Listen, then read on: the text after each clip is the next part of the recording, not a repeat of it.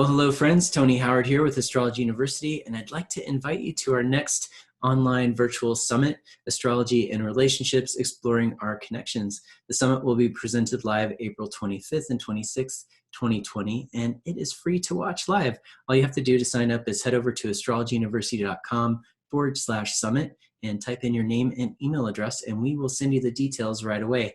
And to tell you a little bit more about the summit, I have one of our amazing 12 speakers with us today. Brian Clark is joining us. Hey, Brian, thanks for joining me today. Oh, well, thank you very much, Tony, for including me. And also a big thank you for all the work that you do to make these things happen. Oh, thank you so much. And it's such a pleasure to have you at our summit for the first time at Astrology University. And, you know, we've been a fan of your work for many, many years. So I'm really, it's just a pleasure to have you here and to have you join us for the summit. So your talk is called Love in the Time of Capricorn. That sounds pretty timely. Can you tell us a little bit about what you're going to be sharing with folks in your talk? Well, might I say it's a work in progress, but you know, the theme of astrology and relationships, it's such a vast spectrum, isn't it, of colors and sounds and patterns and all these images.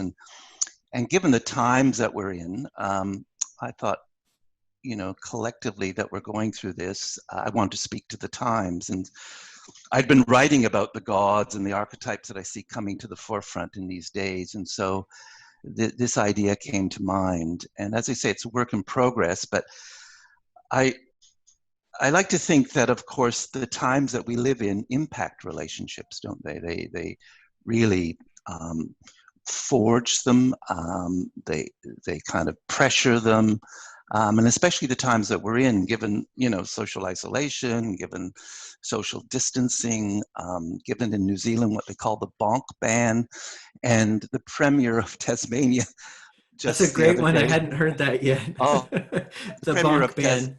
The bonk ban is because good old Jacinta sort of said, well, no, you can't visit your lover in the houses, you know. Wow.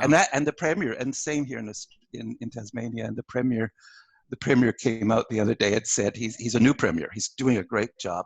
And he said, I never thought I'd have to be consulting about relationships and love, because basically what was happening is everyone, you know, is phoning the office and says, well, I haven't seen my lover in like 3 days. Am I allowed to go to their house? And no.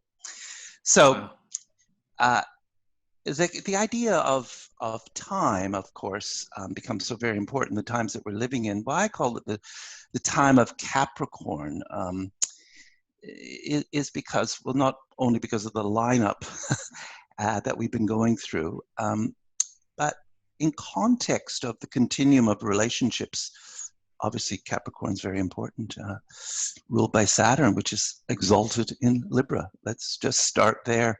Right. It becomes a very, very powerful thing to look back at the last square from sign to sign, and looking back at the last sign from Capricorn to Libra gives a, you know, an interesting sense of a journey that we've been on. But I thought what I do is sort of try to unpack these ideas and talk about that motif of Capricorn and how it plays out in terms of relationship, the mythic images of Capricorn and how they might speak to relationship, the qualities of Capricorn in these times that we need to bring forward to relationships. So I guess I won't run out of something to say, but I'm hoping to sort of, you know, put it in a kind of context where we can reflect. So it's not prescriptive in any way, it's reflective. It's really talking about love in critical times. So we have to talk about love too. I mean, it's a very difficult word, isn't it? Because we can say, I love my dog. I love my dog immensely. I love my wife. I love my kids. I love my grandkids. I love the lady that came to the door this morning because she brought a carton of wine. And so the Greeks had a much better way of describing love. You know, they described it in so many different ways. Right. So what we're going to be doing is kind of looking at those ideas through the lens of the times that we live in and how we might be in relationship with ourselves, basically, so that we can be in better relationship with others. Beautiful. Beautiful. Yeah, when I came up with the idea for the summit several months ago, if not a year ago, and had no idea that we were going to be in a pandemic when we produced this summit.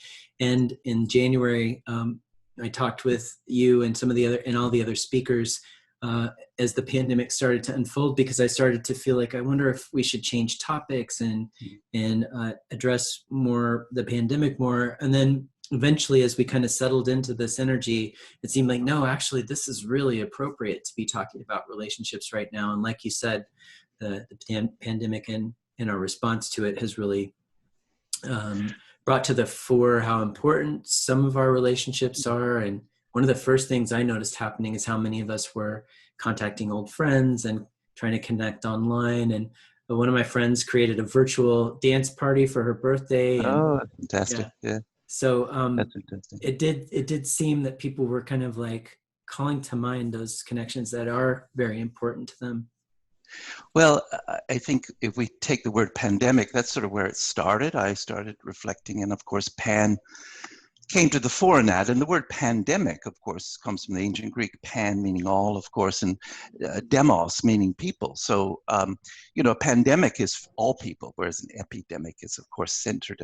So the word pandemic means all people. And you know, and that led, of course, back to Capricorn, because Pan, of course, is part of the Capricornian mythology. So I think in terms of the sense of pandemic, we have a sense of also reaching beyond ourselves into this all. You know, it's a time of social responsibility, which is a great Capricorn theme. And so there's many, many wonderful things that are possible. The time of Chronos isn't just about chronic time; it's about Kairos time, which is timely time, the right time, and it is the right time, I think, to think, as you're saying, on these ways to connect with each other. Yeah, beautiful. Well, I can't wait to hear you talk, Brian. And and if any of you listening are also intrigued, all you have to do to sign up for the summit is head over to astrologyuniversity.com/summit and type in your name and email address to sign up. Brian is going to be joining us on Sunday at 5 p.m. Pacific time. That's in the United States. If you're in Australia, that'll be the next day. And if you're not sure what time that is for you, we have a little link next to each speaker's time slot that you can click to convert that time into your time zone. So you'll find all that on the homepage for the summit as well. And if you are watching this video after the summit has been presented live, we've recorded everything for you, and all you have to do is get the All Access Pass to get all of the recordings and to support our mission of keeping these summits free to watch live while they're broadcast, and for those who can't afford to attend otherwise. And you can find all the details for that as well at astrologyuniversity.com/summit.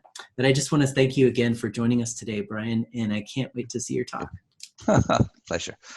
God bless. Okay, you too, and take care.